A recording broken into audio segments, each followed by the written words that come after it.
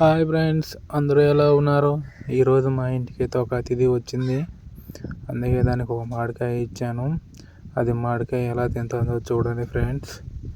ఈరోజు సండే కదా అని మన ఇంటికాడ ఉంటే రేకుల పైన ఏదో తిరగతానని చూస్తే అతనికి కోతి